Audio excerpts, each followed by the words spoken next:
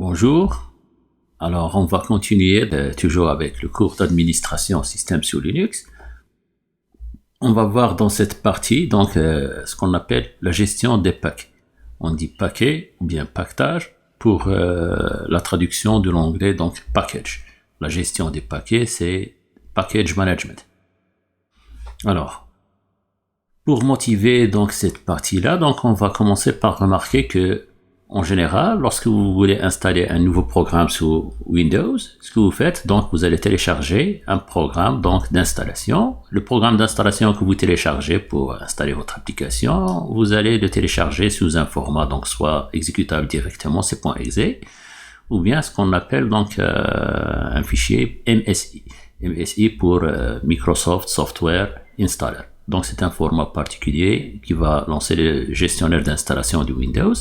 Et donc, l'installation de l'application va se faire. Alors, ce que vous avez à l'intérieur de ce fichier .exe ou bien de ce fichier MSI, c'est une certaine archive. Donc, vous avez une arborescence, des dossiers, des sous-dossiers et des fichiers, dont le fichier exécutable ainsi que les librairies et tous les fichiers dont dépend le programme. Et au moment de l'installation, donc, il se peut que votre programme a besoin de la présence de d'autres librairies ou bien d'autres programmes sur le système. Ce qu'on appelle les dépendances. C'est ce qui arrive en général si vous avez un programme qui nécessite la présence de .NET ou bien une certaine version de .NET sur votre machine. Alors, ce qui va arriver, c'est que le programme d'installation va refuser de s'installer. Il va émettre un message, donc, vous disant que vous devez disposer de .NET version telle ou telle. Et il va donc quitter. Ou bien, donc, ce qui va arriver, c'est que si vous n'avez pas, si le programme ne teste pas la présence de ces dépendances, donc il va tout simplement s'installer. Et au moment où vous allez l'exécuter, vous aurez des erreurs. Alors, c'est ce qui arrive en général sur Windows. Sur Linux, donc l'histoire est un petit peu différente. Alors, sous Linux, lorsque vous avez besoin d'un programme, donc, il y a un certain nombre de programmes qui sont présents sur le système qu'on appelle des programmes de gestion de pactage, ou bien des package managers. Alors, ces package managers, vous leur donnez donc le nom du programme que vous voulez installer et ils font tout le travail. Alors, chaque distribution, en général, donc, dispose d'un certain package manager par défaut qui vient avec le système. Alors, vous demandez l'installation d'un certain programme. Lui, il va consulter sa base de données. Il dispose d'une base de données. Alors, il va savoir quels sont les fichiers du programme, où est-ce qu'il peut les télécharger. Il va se charger du téléchargement. Et une fois qu'il télécharge le package, à l'intérieur du package, il y a un certain nombre de fichiers. Donc, dans ces fichiers, il y aura des fichiers de description, la version, la signature, les dépendances.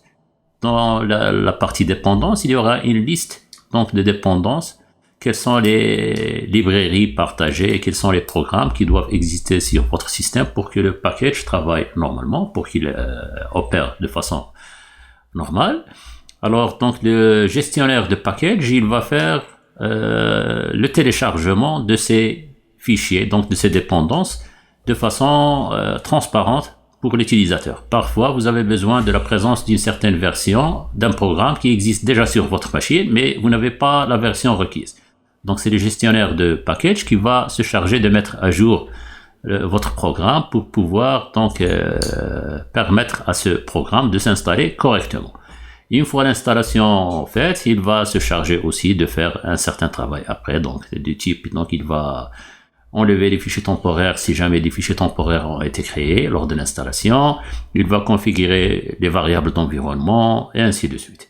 Donc tout ce travail, il est fait par ce qu'on appelle un gestionnaire de package. Alors, les gestionnaires de package, nous avons dit qu'ils diffèrent suivant la distribution de Linux dont vous disposez. Donc il y a différents gestionnaires de package donc qui viennent, chaque distribution possède son propre gestionnaire de package. Mais on va voir qu'en général, il y a deux grandes familles de gestionnaires de package dans quelques minutes. Alors, ces gestionnaires de package, donc, ils s'occupent de la gestion et de la maintenance des logiciels, c'est-à-dire ils vont vous permettre de faire l'installation, la désinstallation, la mise à jour, ainsi que certaines autres fonctionnalités sur le logiciel, sur votre machine. Il s'assure aussi donc que vous disposez des configurations requises pour que ces packages travaillent, donc opèrent de façon correcte sur votre machine. Et donc ils vont s'occuper du téléchargement ou bien de la mise à jour des dépendances si ceci est nécessaire. On passe maintenant en revue donc quelques-uns des avantages de ces gestionnaires de packages. Quels sont les avantages qu'on a lorsqu'on utilise un gestionnaire de package? Tout d'abord, les logiciels, les packages ne sont pas les mêmes pour les distributions de Linux. Même si les programmes sont les mêmes, la disposition du package va différer suivant la distribution que vous utilisez. Il y a un certain nombre de distributions qui partagent en général, par exemple, une sous-distribution commune. Donc, ces distributions de Linux vont pouvoir utiliser les mêmes packages, mais en général, les packages dépendent de la distribution. Alors, chaque distribution de Linux dispose d'un emplacement qu'on appelle un dépôt, ou bien ce qu'on appelle en anglais donc les repos, ou bien les repositories. Donc ces repos-là, ce sont des archives où on a les packages que l'on peut installer. Et la liste de ces repos où vous pouvez télécharger donc les logiciels, elle existe sur le système et le gestionnaire de package la consulte tout le temps et il peut la mettre à jour au fur et à mesure suivant que la nécessité se fait sentir. Un autre avantage donc des gestionnaires de package, c'est le fait que un package dispose de signatures donc obtenues grâce à l'aide de fonctions de hachage. Et lorsque le gestionnaire de package s'occupe du téléchargement, donc une fois qu'il obtient le package et qu'il est sur votre disque dur, il va lancer ses fonctions de hachage, il va essayer de faire le hachage du fichier téléchargé. Il va comparer donc cette trace de hachage avec la trace d'origine pour voir si le fichier a été altéré lors du téléchargement ou bien s'il est intact.